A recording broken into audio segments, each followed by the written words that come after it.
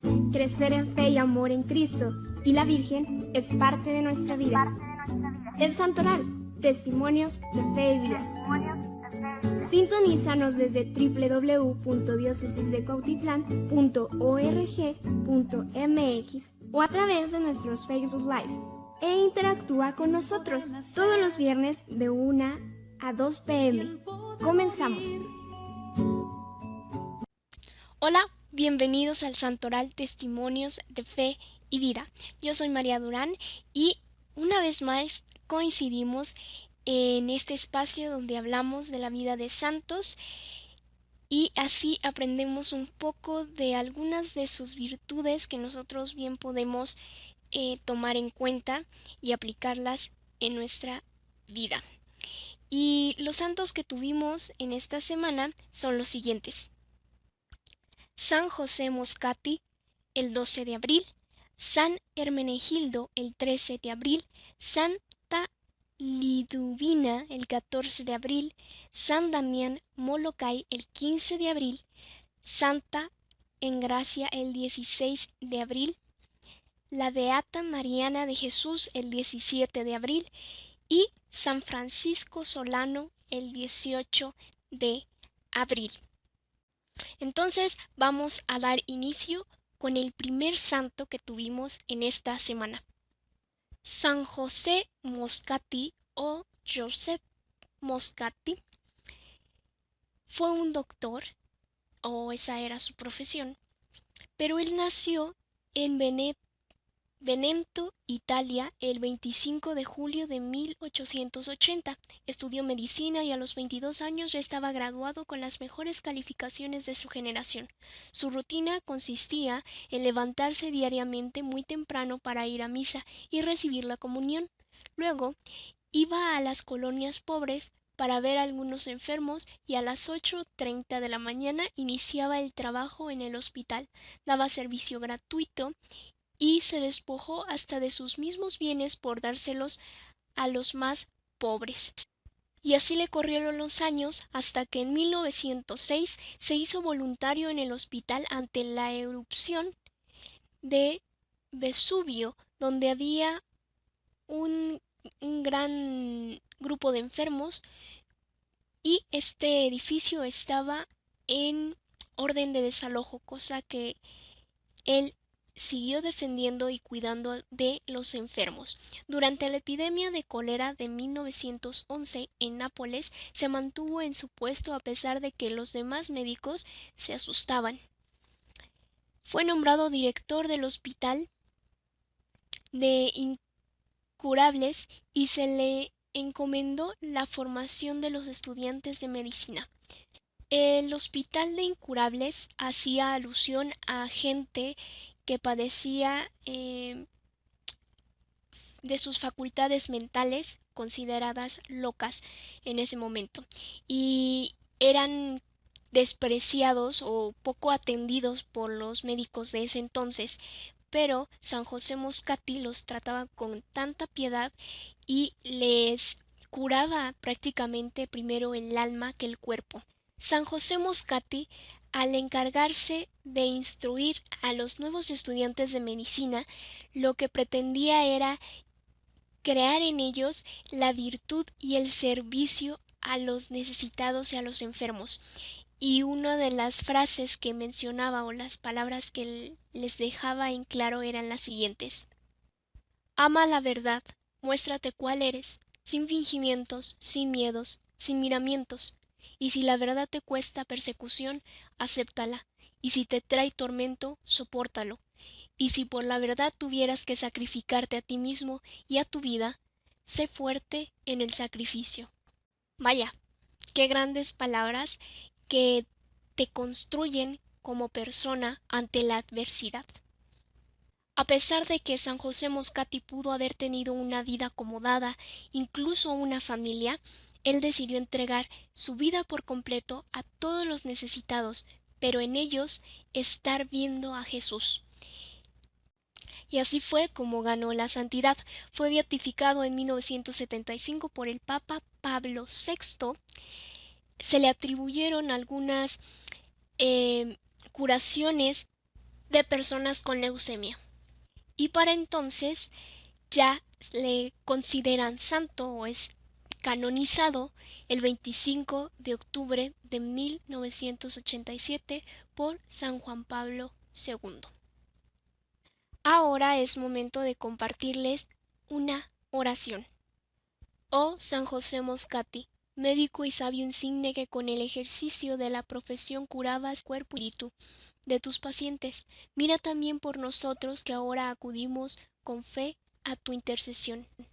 Danos salud física y espiritual, y sé una vez más el distribuidor de los dones divinos, alivia las penas de los que sufren, conforta a los enfermos, da consuelo a los afligidos, esperanza a los extraviados. Que los jóvenes encuentren en ti un modelo, los trabajadores un ejemplo, los ancianos un consuelo, los moribundos la esperanza del premio eterno. Sé para todos nosotros guía segura de laboriosidad, honradez y caridad, para que cumplamos cristianamente nuestros deberes y demos gloria a Dios nuestro Padre. Amén.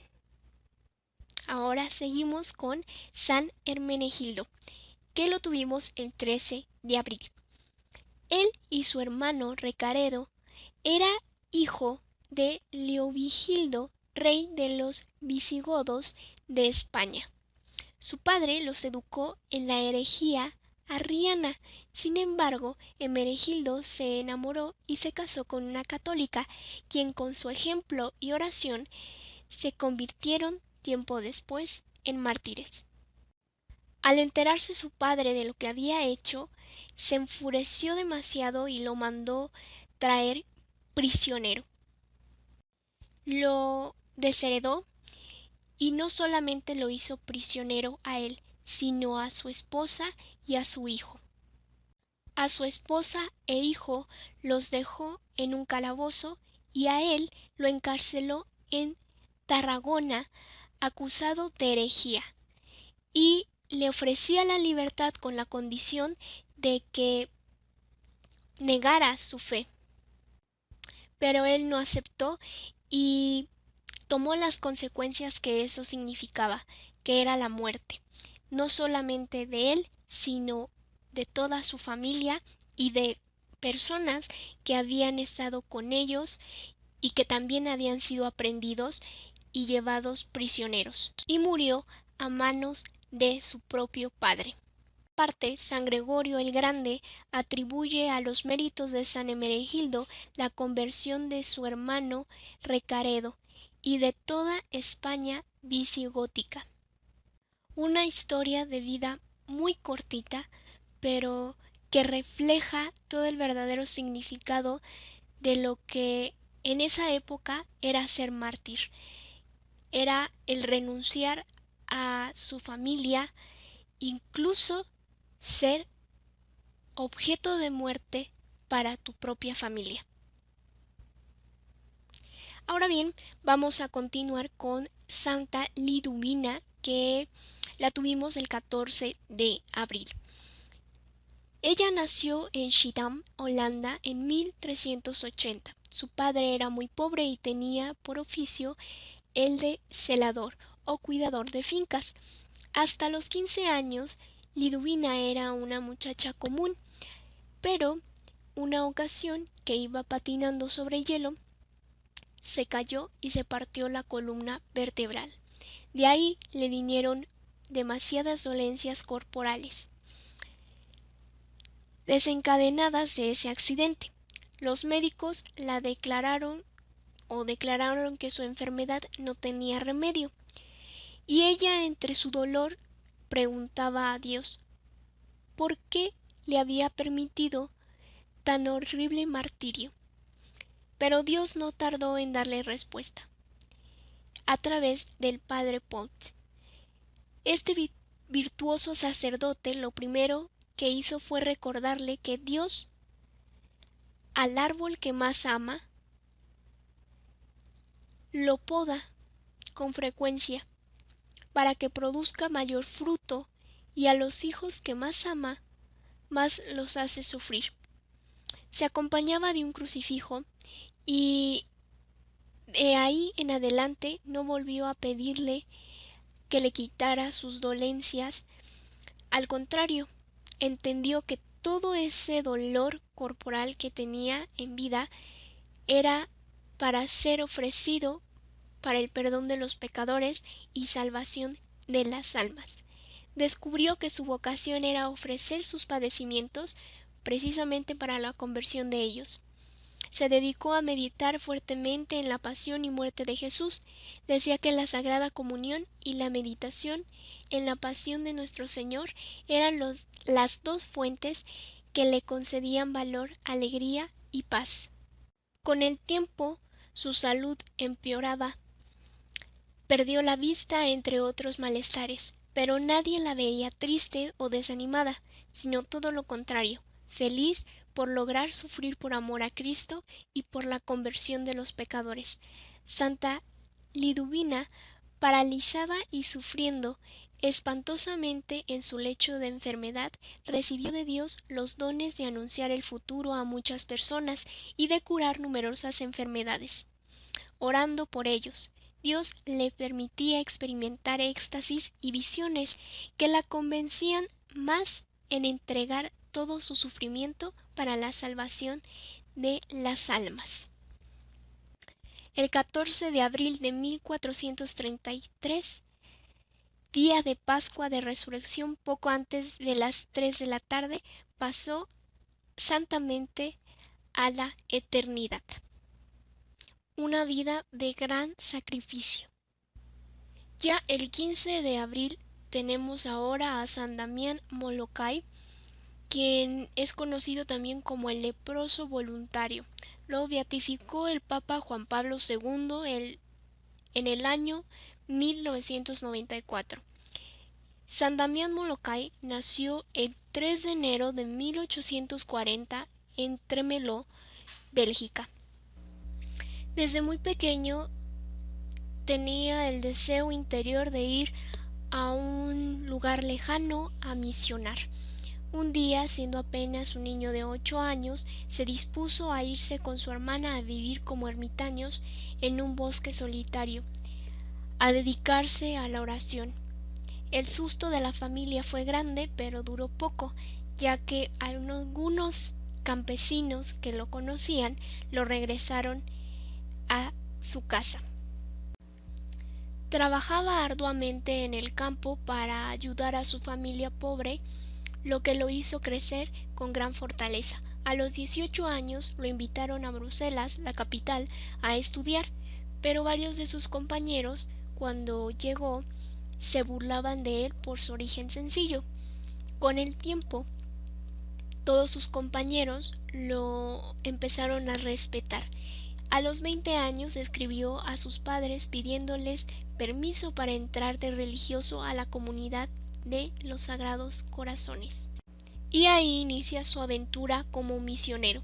La primera invitación que le hacen es ir a Hawái, pero poco a poco se ganó el respeto y así es como parte. A los 20 años con la idea de llegar a sus padres pidiéndoles permiso para entrar de religioso a la comunidad. Cuando llega ahí es ordenado Sagrados Corazones y al poco tiempo es enviado a una isla de Hawái. Vivía con total sencillez. Con la ayuda de unos pocos campesinos católicos construyó una capilla con techo de paja y allí empezó a celebrar y catequizar. Luego se dedicó con tanto cariño que toda la gente que en ese momento pues era de otra religión o simplemente no creían, empezaron a sentirse invitados y se convertían al catolicismo. Allí empezó a celebrar las misas que, aunque eran sermones un poco largos, la gente estaba muy atenta a su palabra. Con frecuencia visitaba cada uno de los ranchos de la isla y llevaba medicinas y lograba con ello la curación de numerosos enfermos, pero había por allí unos que eran incurables, eran los leprosos. Molokai, la isla, o más bien Molokai se entera de que a ese grupo de personas que se encontraban en ese lugar les llamaban que vivían en la isla maldita. El padre Damián les pidió al señor obispo que le permitiera ir a vivir con los leprosos de Molokai. Y así fue. Partió y empezó a cuidar a cada uno de ellos y lograr que su entorno cambiara y empezaran a vivir en un lugar más bonito y dejaran de esta manera sentirse aislados o rechazados.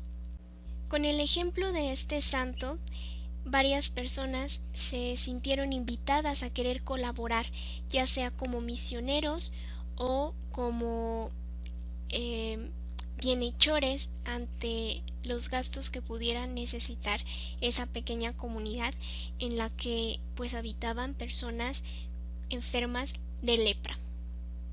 Con el tiempo, inevitablemente se contagia y al darse cuenta de ello, exclamó fervoroso al cielo auxilio y fuerza para continuar. La enfermedad se fue extendiendo prontamente por su cuerpo.